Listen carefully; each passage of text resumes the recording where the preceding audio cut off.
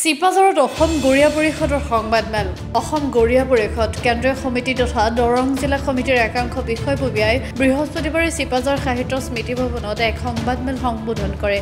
সংবাদমেলত তেওঁলোকে ক্ষোভ ব্যক্ত কৰি কয় যে মুখ্যমন্ত্ৰীগৰাকীয়ে অসমৰ খিলঞ্জীয়া গৰিয়াসকলক জনজাতিৰ মৰ্যাদা প্ৰদান কৰাৰ বাবে যি জনগণনাৰ কাম আৰম্ভ কৰাৰ প্ৰতিশ্ৰুতি দিছিল সেয়াও এতিয়াও আৰম্ভ হোৱা নাই।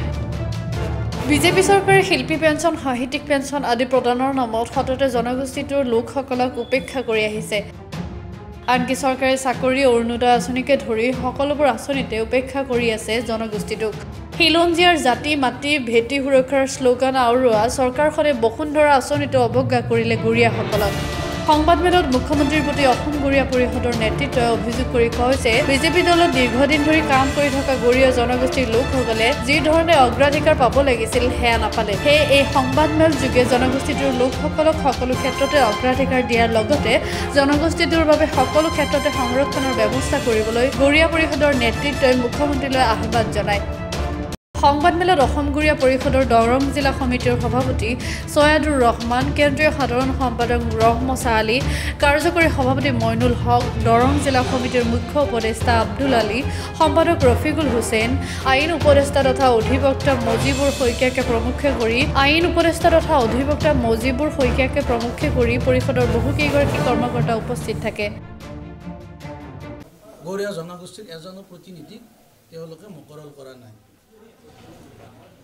আজি শিল্পী সাহিত্যিকৰ ক্ষেত্ৰত যদি আমি চাওঁ, বহু স্বনামধন্য ব্যক্তি সাহিত্যিক শিল্পী আছে, লিখা মিলা কৰি আছে, তেখেতসকলকো সম্পূৰ্ণৰূপে উপকৃত কৰিছে।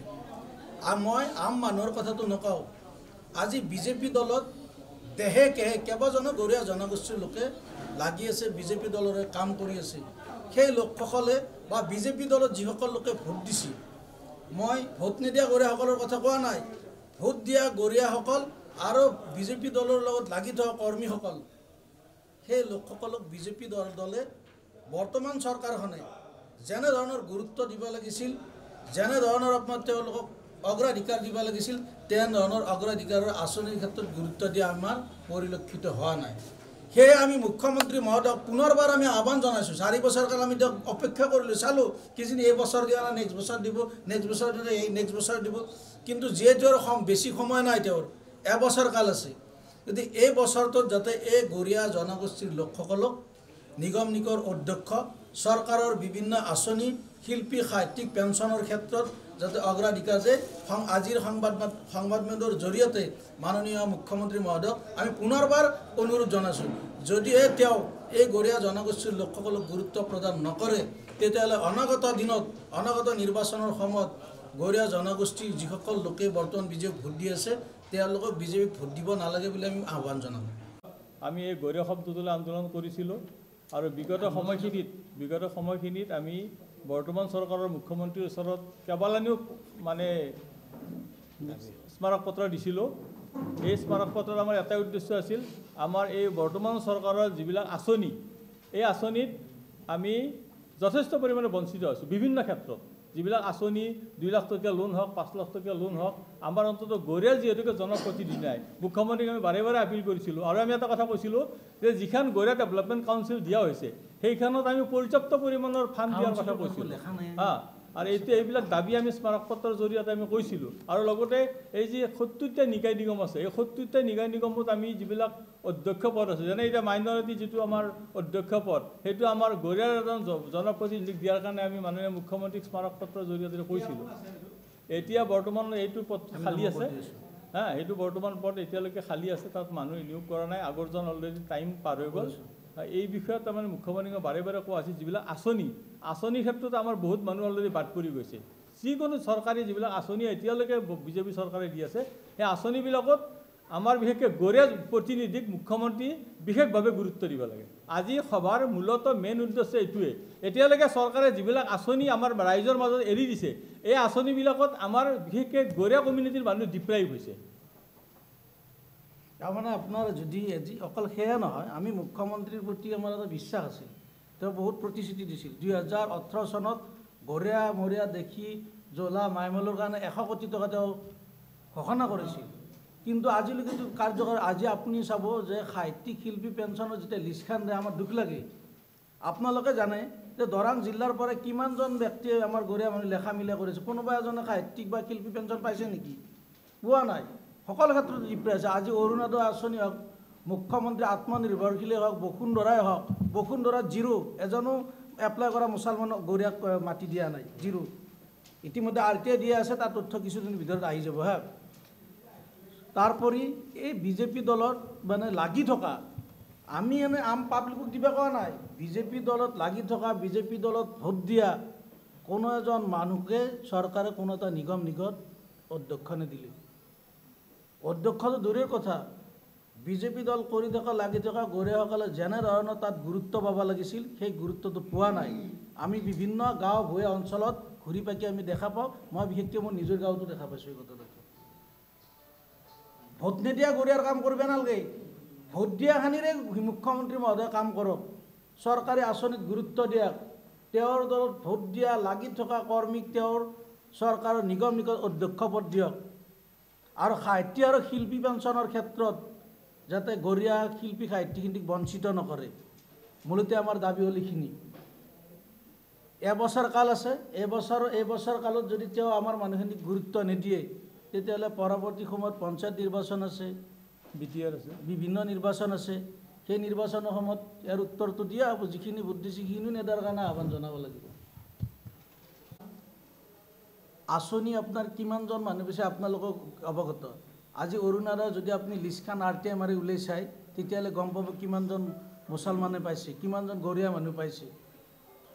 মুখ্যমন্ত্ৰী আত্মনিৰ্ভৰশীল আঁচনিত যদি চায়, হা, তেতিয়াই গম পাব। ইয়াৰ এটা উদাহৰণ, আজি শিল্পী সাহিত্যিক পেঞ্চনৰ মই আপোনাক বিশেষকৈ নকওঁ, সেইটোতো চবৰে চকুত লগা। দৰাং জিলাৰ পৰা আমাৰ গৰীয়া জনগোষ্ঠীৰ কেইবাজনো লিখক আছে, এজনতো শিল্পী সাহিত্যিক পেঞ্চন এটা সন্মান পাবলৈ সক্ষম নহ'ল চৰকাৰৰ পৰাই। আৰু চিকেট শিকুলিৰ ক্ষেত্ৰতো ডিপ্ৰেভ হৈছে। চব ক্ষেত্ৰতে আমাৰ যিবিলাক ল'ৰা অলৰেডি চিকেট নাম ৰেজিষ্টাৰ আছে বিভিন্ন ডিপাৰ্টমেণ্টত, মই গোটেই ছাৰ্ভে কৰি গম পাইছোঁ আমাৰ বিশেষকৈ গৰীয়া ল'ৰাবিলাকে পাৰ্চেণ্টেজ দিব নোৱাৰে, চিকেট শিকুলি ডিপ্ৰেভ হৈছে। কিন্তু মৰম কৰি কোনো MLA মন্ত্ৰী আমাৰ গৰীয়া ল'ৰাক কিন্তু ঠিকা দিয়া নাই। বিভিন্ন ল'ৰাই আজি হাত দাঙি দিছে, ৰেজিষ্ট্ৰেশ্যন কৰিও ৰেজিষ্ট্ৰেশ্যনৰ কোনো এটাও ঠিকা নাই। আমি এইকাৰণে কৈছোঁ যে আমি অসমীয়া যদি মূল খুঁটি, আপোনালোকে জানে আজি অসমীয়া অসমীয়া বুলি কৈ থাকে। কোনে অসমীয়া? অসমীয়া আমি অসমীয়া ভাষা, আমাৰ গৰীয়াৰ কিবা সুকীয়াকৈ ভাষা আছে নেকি? অসমত বাস কৰা সকলো জাতি জনগোষ্ঠীৰ সুকীয়া ভাষা আছে। অসমীয়া ভাষা আমি জীয়াই ৰাখি আছোঁ। অসমীয়া ভাষা, কলা, সাহিত্য, সংস্কৃতি আমাৰ গৰীয়াখিনি জীয়াই ৰাখি আছোঁ। গৰীয়াৰ লগতে অসমৰ আৰু 2-4টা জনগোষ্ঠী, বাকী সকলোৰে নিজা নিজা ভাষা আছে, সাহিত্য সংস্কৃতি আছে। গৰীয়াৰ কিবা নিজা ভাষা আৰু সাহিত্য সংস্কৃতিটোকে দিছোঁ। যদি আমাক গুৰুত্ব নিদিয়ে, তেতিয়াহ'লে আমি আৰবী ভাষা লোৱাৰ কাৰণে আহ্বান জনাব লাগিব। যদি গুৰুত্ব নিদিয়ে, এই ক্ষেত্ৰত আমাক সংবাদ জগতে যথেষ্ট সহায় কৰিছে বিগত সমাজত। সংবাদ জগতৰ কাৰণে আমি বিহিত ব্যৱস্থা ল'বৰ কাৰণে, এই উন্নয়নৰ ব্যৱস্থা চৰকাৰীভাৱে বিহিত ব্যৱস্থা ল'বৰ কাৰণে আমি বহু বছৰ ধৰি দাবী উত্থাপন কৰি আহিছোঁ, আপোনালোকে জানে। আৰু মানে এটা ভাল খবৰ কি, ভাল খবৰ বুলি আমি ভাবিলোঁ কি যে স্বাধীনতাৰ কালত যিমান কেইজন মুখ্যমন্ত্ৰী হৈ গ'ল, তাৰে ভিতৰত বাকীবোৰে যে অসমীয়া মুছলমানৰ কথা যেনিবা উল্লেখ নকৰিলেই নাই, অসমীয়া মুছলমানক ইগনৰ কৰিলে।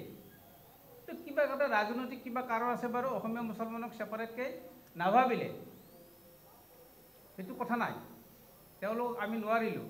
কিন্তু দুৰ্ভাগ্যজনক এই যে অসমীয়া মুছলমানক খিলঞ্জীয়া মুছলিমসকলক আটাইতকৈ বেছি প্ৰতিশ্ৰুতি দিয়া, এক্সপিৰিয়েঞ্চ দিয়া অসমৰ মুখ্যমন্ত্ৰী ডক্টৰ হিমন্ত বিশ্ব শৰ্মা, তেওঁ এই ক্ষেত্ৰত শ্ৰেষ্ঠ। আপোনালোকেও জানে অসমীয়া মুছলমানৰ কাৰণে 100 কোটি, 200 কোটি, অসমীয়া মুছলমানৰ কাৰণে ছেপাৰেট সভা সমিতি।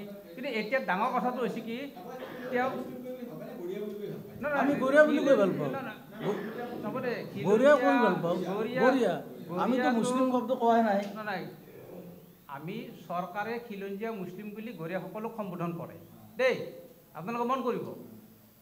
মুখ্যমন্ত্ৰী ডাঙৰীয়াই বিগত দিনত গৰীয়াসকলকে খিলঞ্জীয়া মুছলিম বুলি সম্বোধন কৰে। আৰু আপোনালোকে এটা কথা সকলোৱে জানে যে খিলঞ্জীয়া মুছলিম কমিউনিটিটোৰ ভিতৰত 90% লোক গৰীয়া। গতিকে গৰীয়া আৰু খিলঞ্জীয়া মুছলিমৰ এটা মুদ্ৰাৰ ইপিঠি সিপিঠি, ন' ডিফাৰেঞ্চ।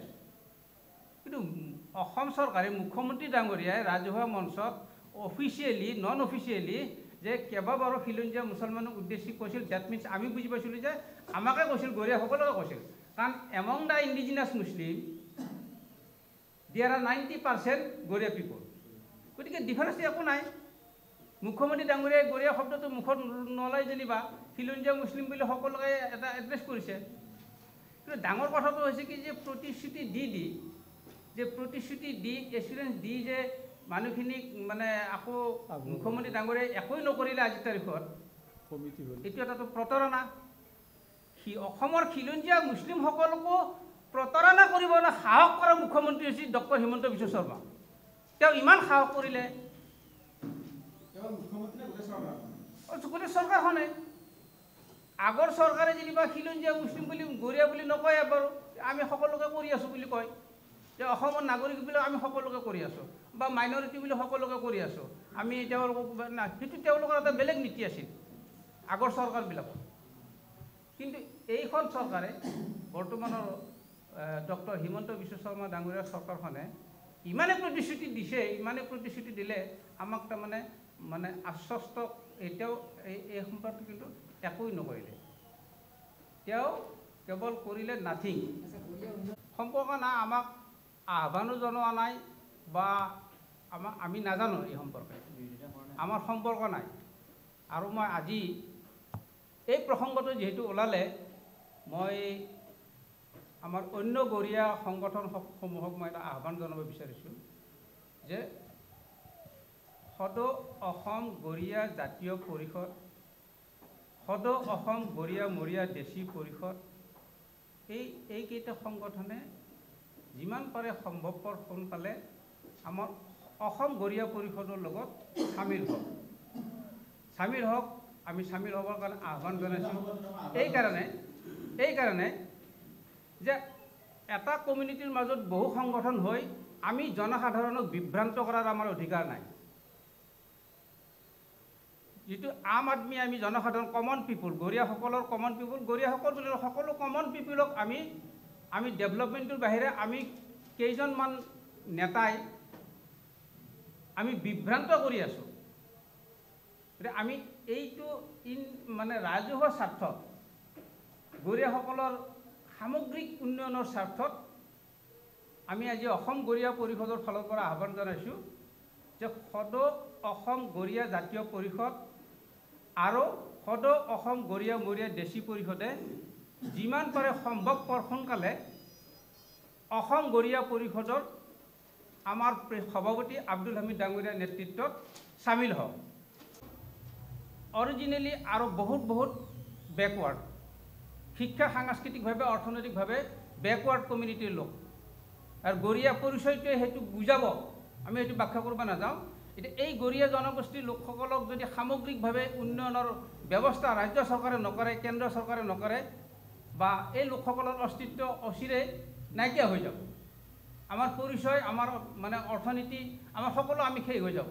সেইকাৰণে চৰকাৰে এতিয়াও যদি সময় আছে, মুখ্যমন্ত্ৰী ডাঙৰীয়াক আমি দাবী জনাইছোঁ গৰিয়াসকলৰ অস্তিত্ব ৰক্ষাৰ কাৰণে তেওঁলোকে এটা চৰকাৰী পদক্ষেপ আহ্বান জনাওক। কাৰণ সাধাৰণ আঁচনিবিলাকৰ জৰিয়তে গৰিয়া লোকসকলৰ প্ৰতিনিধি তাত উচিত প্ৰতিনিধিত্ব নাপায়। কাৰণ আমি এই চৰকাৰৰ দ্বাৰা আৰু বঞ্চিত হৈছোঁ, কাৰণ আমি প্ৰতাৰিত হৈছোঁ, নট অনলি বঞ্চিত, ডিপ্ৰাইভ। তো আমি প্ৰতাৰিত হ'লোঁ, কাৰণ আমাক দিম বুলি কৈ নিদিলে। এতিয়া জৰীপ কৰিম বুলি কমিটি দিছিলে বুলি হৈ গ'ল, অলপ জৰীপকৈ 2 বছৰ তেওঁ বগৰাই দিলে। আমি বহুত আশা কৰিছিলোঁ, 100 কোটি টকা আবণ্টন দিছে, চাব কমিটি হ'ল, ডক্টৰ ইলিয়াছ হাৰিকে আদি কৰি প্ৰায় 11মান অসমৰ খিলঞ্জীয়া মুছলমান লৈ পেলাই চাব কমিটি হ'ল, ডিচি লেভেল কমিটিও হ'ল, টকাও খৰচা হ'ল তাতে। কিন্তু এতিয়া আমাক লাগে জৰীপটো ইমিডিয়েটলি, আৰু গৰিয়াৰ কাৰণে মাননীয় মুখ্যমন্ত্ৰী স্পেচিয়েলি গুৰুত্ব দিব লাগে। গৰিয়া কমিটি আজিৰ প্ৰেছমিটৰ মেইন উদ্দেশ্য এইটোৱে। আমাক বাকী তেওঁ কৰিছে যি গ্ৰন্থখনত গৰিয়া সম্বন্ধে, গৰিয়া পৰিচয় সম্বন্ধে, গৰিয়াৰ ইতিহাস সম্বন্ধে গৰিয়াৰ লোকসকলে এটা স্পষ্ট এটা আভাস, পৰিচয় এটা তেওঁৰ গ্ৰন্থখনত প্ৰকাশ পাইছে। কাৰণ আমি দেখি আহিছোঁ, বহুদিন ধৰি দেখি আহিছোঁ, আমাৰ প্ৰেক্টিকেল বাস্তৱ ক্ষেত্ৰত বহুতে গৰিয়া লোকসকলৰ ক্ষেত্ৰত বিভ্ৰান্তিকৰ বা বিতৰ্কিত বা সন্দেহজনক কিছু তথ্য প্ৰকাশ কৰি আহিছে, সভা সমিতি আমি শুনি আহিছোঁ। কিন্তু এই সমুদায় তথ্যৰ বিভ্ৰান্তি বিতৰ্ক আৰু সন্দেহৰ অৱসান ঘটাই পেলাই আমাৰ জমিউল হকে এখন সুন্দৰ গ্ৰন্থ যিখন মানে গৰীয়া জনগোষ্ঠীটোৰ কাৰণে এটা অমূল্য সম্পদ বুলি মই ভাবোঁ অমূল্য সম্পদ তেওঁ বহু কষ্ট কৰি যুগুতাই উলিয়াইছে তাৰ কাৰণে আমি অসম গৰীয়া পৰিষদে তেওঁক অভিনন্দন জনাইছোঁ আদৰণি জনাইছোঁ আৰু বাঘ হাজৰিকা স্মৃতি বঁটা নামেৰে তেওঁক আমি বঁটা দিয়াৰ কাৰণে সিদ্ধান্ত কৰিছোঁ এই নামফলাৰ পৰা সুদৰ্শন কলিতাৰ ৰিপৰ্ট গ্ল'বেল এনি 24/7